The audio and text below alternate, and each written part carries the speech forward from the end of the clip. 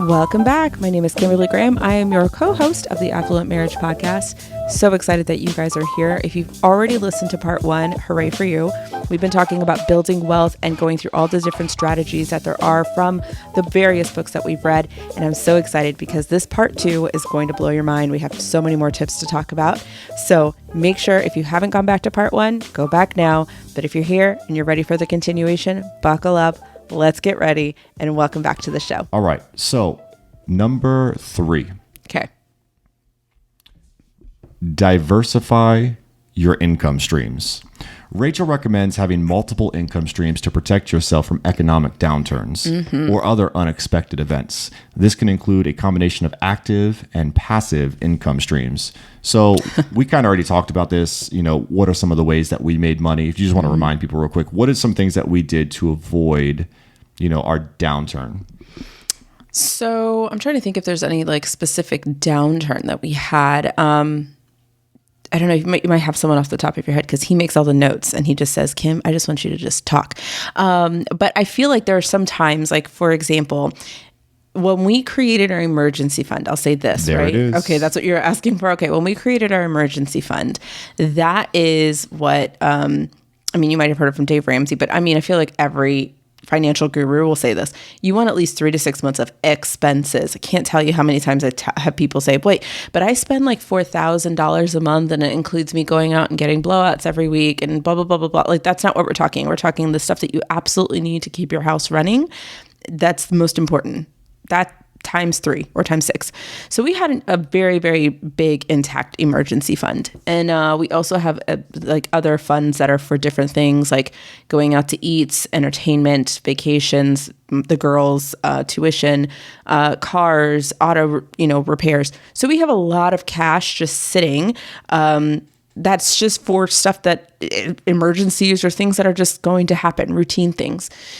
So like last year, I'll be very transparent, was a rough year for me. Even in the midst of investing so much into my coach, I had a really hard mental perspective on my business. And it took me a minute to bounce back, like 10 months. No, maybe like 9, but which is like the same thing. But regardless, it was a really, really rough year. I'm so thankful that my coach was there to kind of guide me through that. And it was worth the investment 100%. But I was not bringing in as much income as I normally would have. And it was taking me longer to get ideal clients. And I was just having a hard time with my headspace. So in that headspace, I was able to give myself like room to breathe because I was feeling guilty because I wasn't bringing in income as I normally would to my family, to my household. But over in my household side of things, it was taken care of. We had an emergency fund that could take care of things that, were missing. My income was not missed. I was able to bring in just a little bit and it was fine. He was able to be like, I encourage you to just focus on what you need to focus on in your business. Everything is going as normal here. There's nothing that you need to freak out about. And that is such where you're able to actually breathe. And that's the thing that that's what we really want. Everyone, I think anyone listening to it, whether you're an entrepreneur or not, can agree that what we want is choice in our finances. We want choice to be able to say, yes, I can do this. Yes, I can do this. And you have to build up, again, that flex, all that work we did 8 years ago, built up to this moment where we were able to say, ooh, this year was not as good as our previous years, but we have space to breathe. And that was, over and over and over again, that was such a beautiful thing. So no, I agree. Yeah, when I think about the emergency fund, it takes me back just to last year. We had like 2 months from hello. It was wild. We had our refrigerator stop working. True too. Right? Yeah. We had our dryer, the belt snapped on the dryer. We had to fix that. And then you watched them fix it and you were like, babe, we could have done that. And then it broke again. And we did it. We fixed it. You broke it again. But we took it apart and we actually fixed it ourselves that time. It's all good. But that happened. We had the differential in our car break. And I know I'm forgetting something, but it was like, there was like this month or two where it was just anything that could go bad would go bad. So that was rough. But having that emergency fund really protected us from all of that. And when I think about diversifying our income streams, right, we have like our main gig, but as long as you have other ways also of generating, it's like one thing, like you said, your business didn't have the greatest 9 months. We had other income that helped supported, that financial hardship during that time. And we still invested. Like that didn't stop. Like I think a lot of people will stop doing that. They'll be like, oh, well, I have to dip into my emergency fund, which is my investments, my 401k. We want to keep as many like guardrails away from building our like generational nest egg as possible. So that was still able to happen. And that was, again, like when you count all the blessings, like, okay, we still were able to do this. We're still able to do this. Okay, this is not as bad as I think it is. I'm just not operating at my normal, like 110%. And I just have to give myself the space to heal in whatever capacity that I need to heal mentally. And then, when all of those things happen, it seemed like back to back to back to back to back. That's normally when people are like, oh, this is over. I can't do it. The world is ending. And I'm like, no, we were able to handle it all with ease and just be like, yeah, this sucks, but it's all good. Let's just keep on going, So we're moving on to investing in assets. So this is Rachel's fourth piece of advice. Rachel advises investing in assets like real estate, stocks, and other income generating investments. This can help your money grow over time and generate more passive income. I'm going to come back to this because we're going to talk about investments a little bit later, but I wanted you to hear it.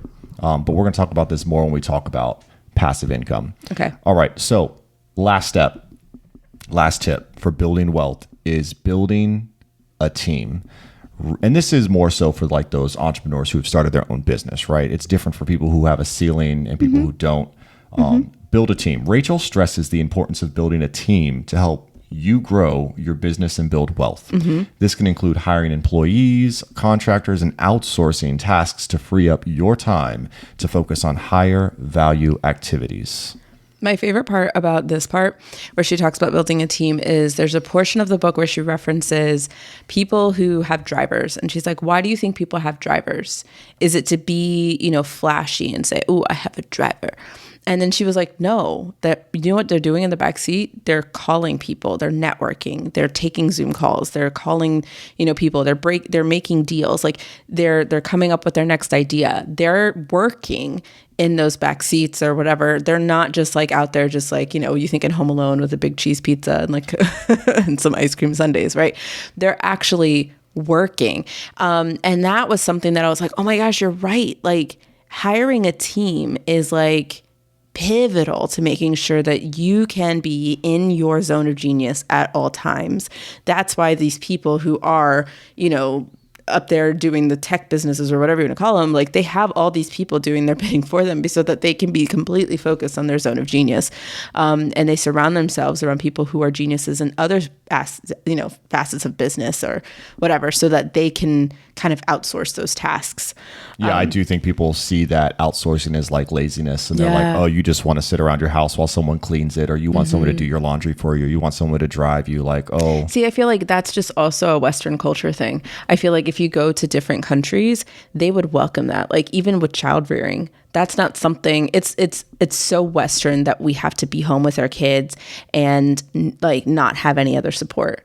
It's actually more of a cultural thing, like in different cultures, that there will be people in the village that come around them, support them, help mom. There's wet nurses, for goodness sake. You know how hard breastfeeding is, right? And like you can bring your kid to somebody else and go, look, I can't do the shift. Can you do it? Like imagine, right? And for those listening, when she said, you know how hard breastfeeding is, and I said, right, it's not because that's something I've done. It's because I've seen it in action. He saw me the struggle have was real. struggle. I saw that. Struggle. So I just feel like, that's such a Western, you talk about like It's wild to think that the expectation is that you have to do it all yourself. Yeah. Like to think about that. Like you have to do everything on your own. Otherwise you're looked down upon. That makes no sense to me. That's just dumb. That's just dumb. If you need help, ask for help. Yeah.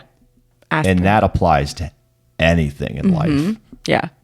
You should not have to do anything by yourself. No, you shouldn't. And so that goes back to the investing in yourself, right? Investing in yourself sometimes means investing in someone to support you in times when you know that you are incapable, you are at your wit's end. So hiring a service to come bring your groceries is not laziness. If it helps you have more time to rest, because that's what you need. Hiring someone to come clean your house quarterly or every other week is not laziness. If it allows you to have more time to play with your kids and it allows you more time to build that business, whatever it is that you're using that time for, like, it's you being flexible and understanding, like, this is how I'm building my own version of my wealth, of my lifestyle. And it doesn't have to be all the time, right? Even if, like you said, quarterly, you have someone clean out your house once every quarter, or, you know, you have someone do your laundry once a month, or you have someone, whatever it is. Like, it doesn't have to be every single time, right? Yeah, I know. I completely. We got off on a tangent there, but I just feel like that's completely agree with what you're saying.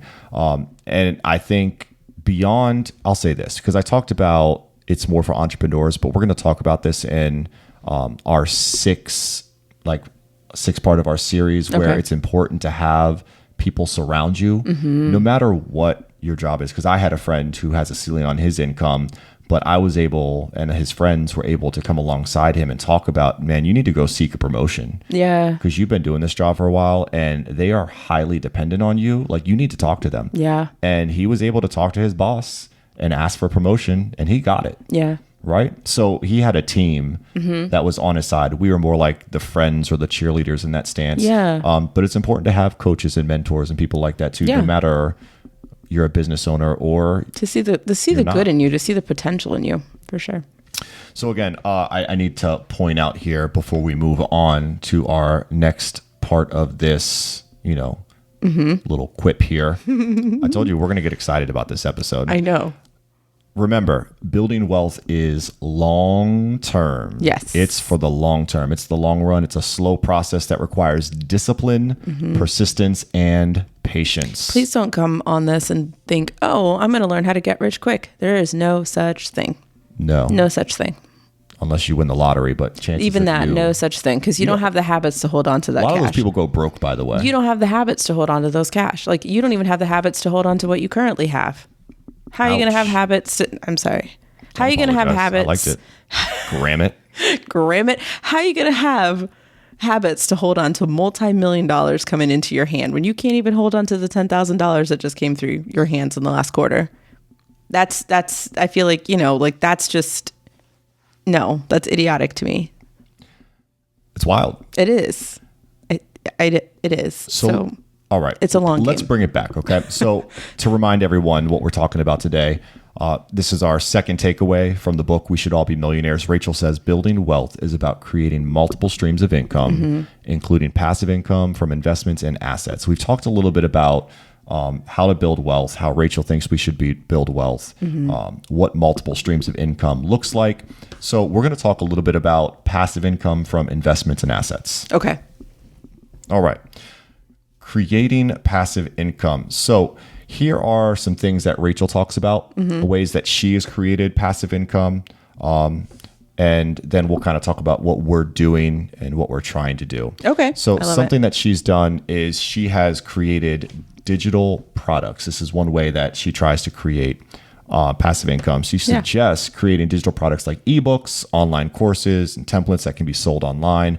Once that product is created, it can generate passive income for years to come. So this is just an idea for people out there like, man, what are some ways for me to generate passive income? Because all I can think of off the top of my head is like rental properties and stocks. Like, what else is out there? And this is it, right? This is another idea to how you can use your millionaire flex to generate passive income. So you love designing on Canva or on whatever, Procreate, on your whatever iPad.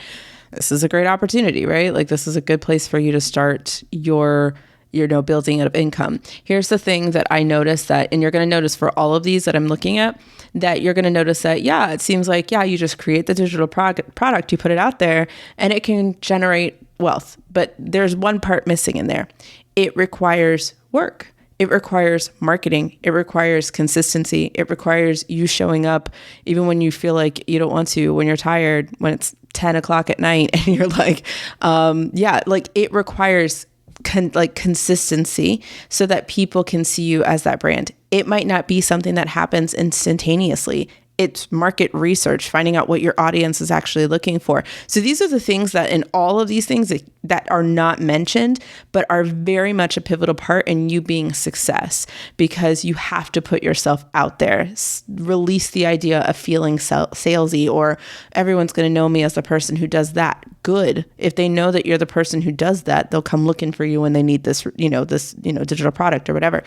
So that's the one part that I notice in all of these things that we don't put. And you reminded me of something from Rich Dad, Poor Dad. Yeah. And it might even have been from that book. It might have been from another book, but it talks about the author, Robert Kiyosaki. And he has a quote that he says that he is not known for being, and he doesn't think he is either. True. He's not known for being the best writing author. That's not what he's known for. He would even say, he's like, I'm not the best writing author of all time or whatever, but he is known for being the best selling author. Yep. Right? It's not about what you write, right? You could have the greatest thing written in the entire planet, but if nobody knows about it, you're not going to sell anything. Exactly. It doesn't matter how good it is, right? You have to promote yourself. Yeah. You have to market yourself. Yeah. And that's the mindset part, right? So if you are listening and you're like nodding, listen, I've been there. That's the reason why I hired the coaches that I hired, because I know that I know this stuff. I know that I know how to help, but I don't know how to sell, or now I do, but I did not know how to sell, how to put myself out there. I had to get over the mindset of like, I need to put myself out there and I'm worthy of charging what I charge.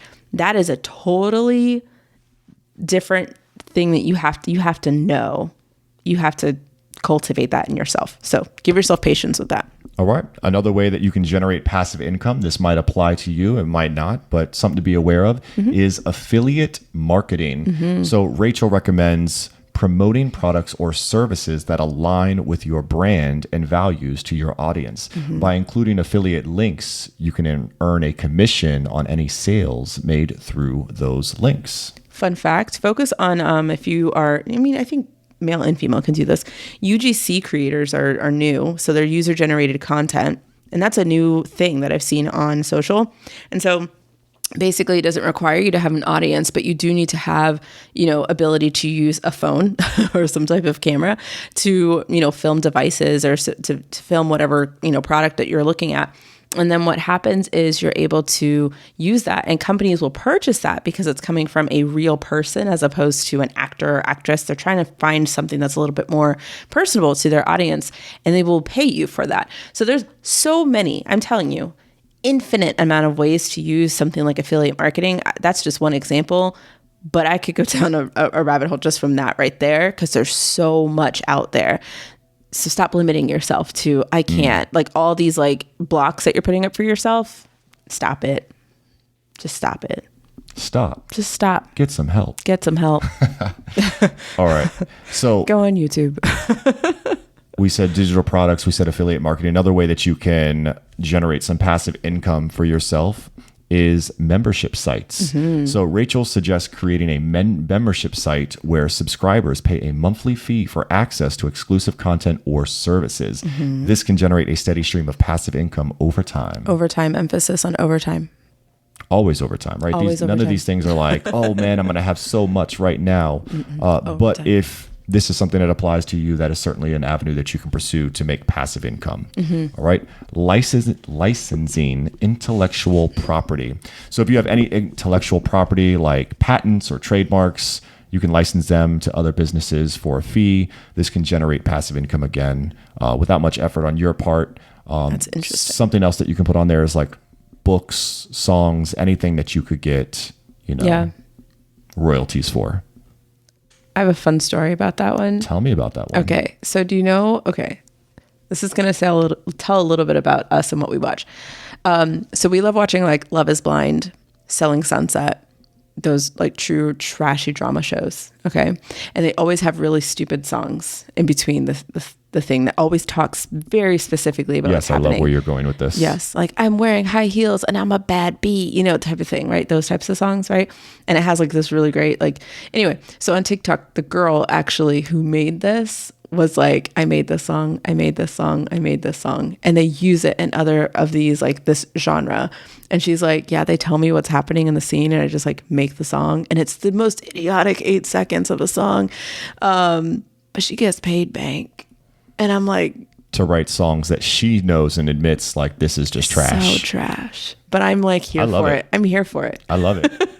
Right, because you're watching, you're like, wow, that song really aligned with what's happening in this segment like right now. That is, or you laugh at it. Find this perfect piece. Or you laugh at it because you're like, wait, did she just put on lip gloss? And then the song literally says, I'm putting on my lip gloss. And I'm like, are you serious? How does that? Like, hey, they're getting that is the dumbest song for ever. Their intellectual property. Exactly.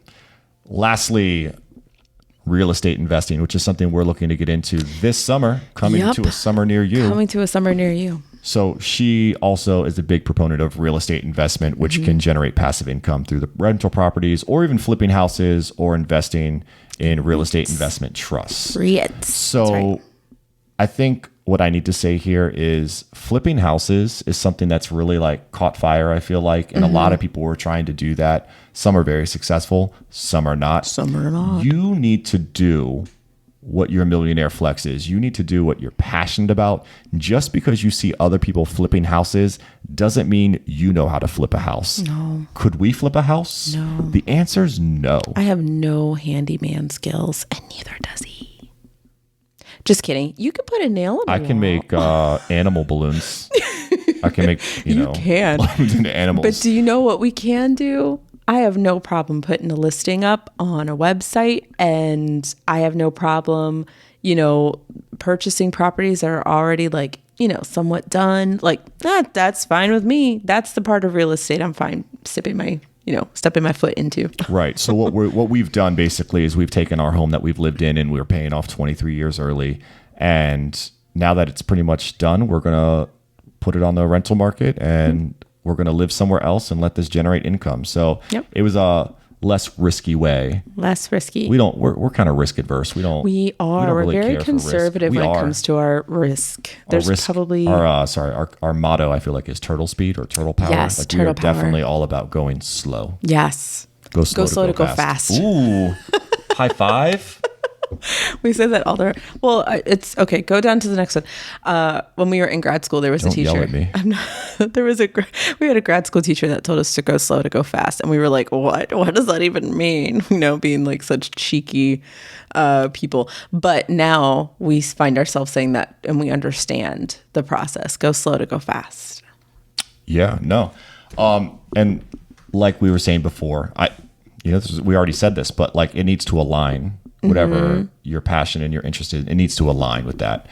Don't jump into something that you are not passionate about because it's just not going to go well for you. Right. I think it's also important to note that anything that is going to generate passive income is going to require some upfront effort and investment. Yeah. Right. None of these things are like, I'm going to go grab a house and rent it out. Like there's going to be some work that is involved with that. Or I'm going to go get a house and flip it. Like there's going to be work involved. There's going to be loss before you get to the gain, you know? Same thing with investing and coaching and all that stuff. There's going to be loss. There's that initial like investment into yourself that's going to be like, what the heck did I just do?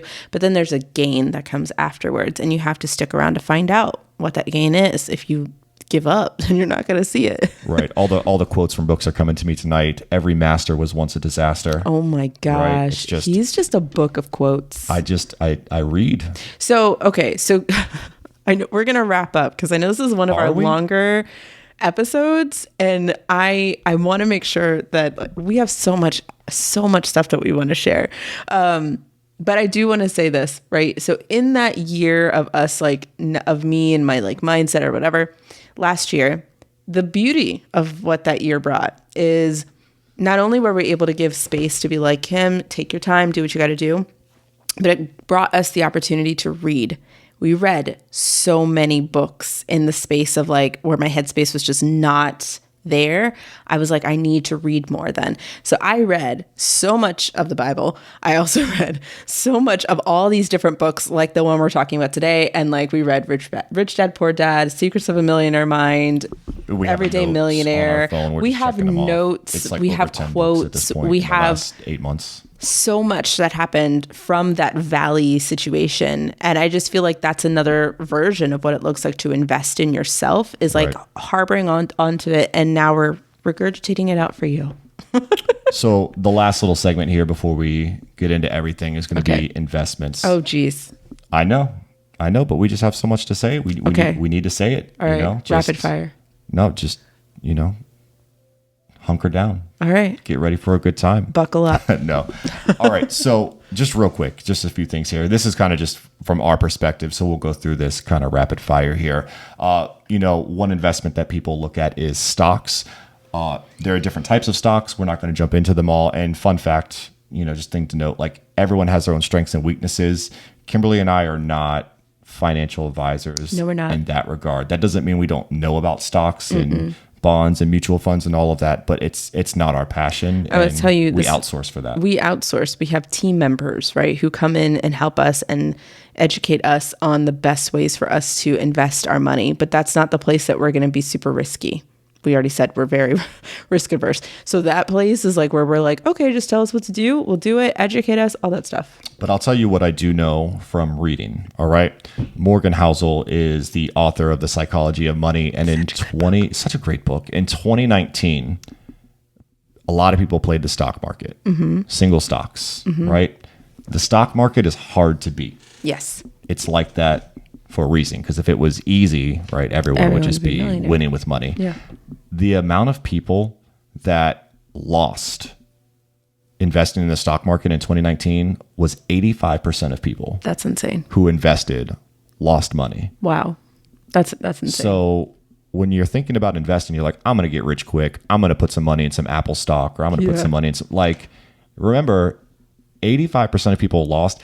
And there are people that do this for a living. Yeah. Right? Like this is their job for a living. And they lost, right? Only 15% of people actually made money off the stock market. And I didn't look into further research, but that 15%, like someone might have made $1 more. Yeah. Right? I mean, right. You someone don't know. Someone might have made bank more. You don't know, right? You don't know. But that is it's a risk. It's a risk. Investing in single stock, right? There are safer ways to invest. But for sure, like single stock, like if you win, like you're going to win. Yeah. Like it's going to do great. For sure. But that's a very small percentage. But that's a risk. With everything, there's a risk. Yeah. Right? Let's see. Other ways to invest. You can invest in real estate or rentals. We're doing that this summer. We talked about that. Some investments can help minimize taxes. So this is a good way to minimize taxes. A few to mention are Roth IRAs, and I won't say all this extra detail. I have a little bit written down here in my notes about. You know what? Maybe we can put that in the show notes, or like create a little document for some people if they want to kind of help you out. It talks about Roth IRAs and why they help minimize taxes. Some of the things that it does with the tax-free withdrawals, or you can tap into contributions without penalty. Don't hear that and just accept that. There are notes that go with that. It's just a little tidbit, but there are like ways that you can tap into that without penalty. It's not just at any point in time. Doesn't mean you should do it though. Doesn't mean you should do it. I have a quote here from another book about why you shouldn't, but you should never. Yeah. 529 is another great place to invest for your children's college education. Those grow tax deferred. Yep. We can talk about that more later. HSAs, or on like another podcast, we can talk about this. Health savings accounts. They are triple advantaged. We can tell you about those triple advantages later. Yep.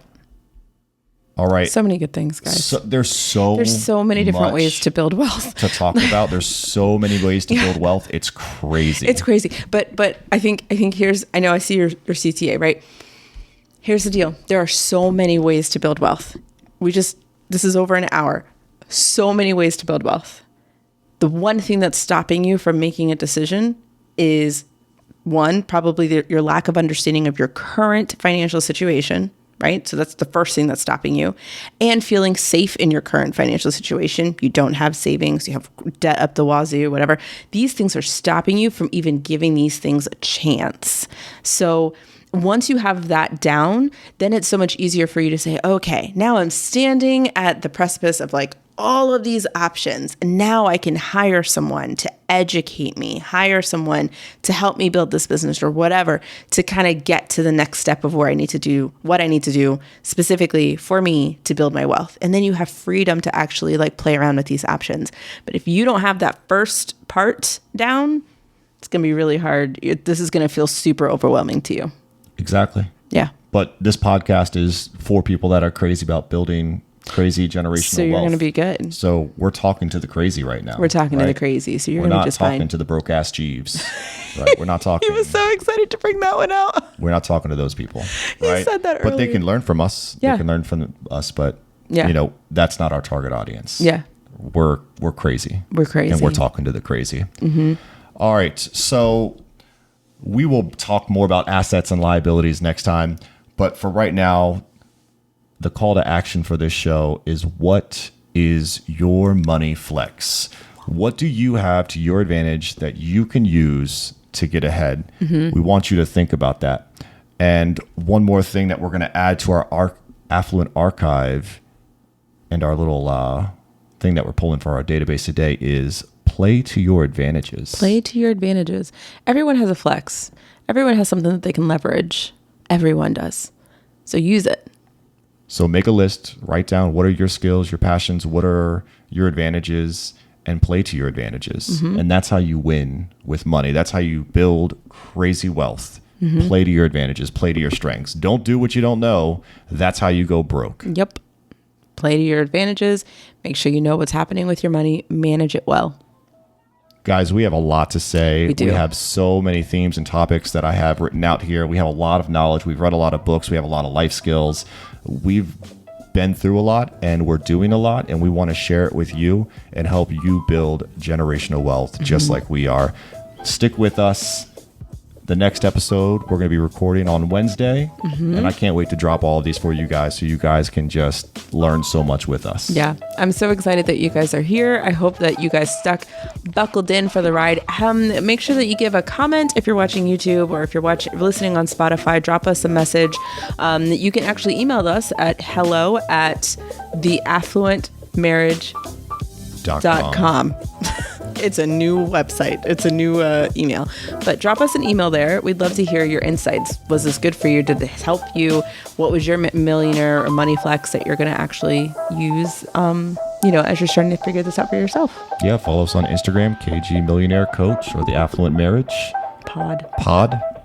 New Instagram. We're learning all the things. We're learning it all. We're memorizing this stuff.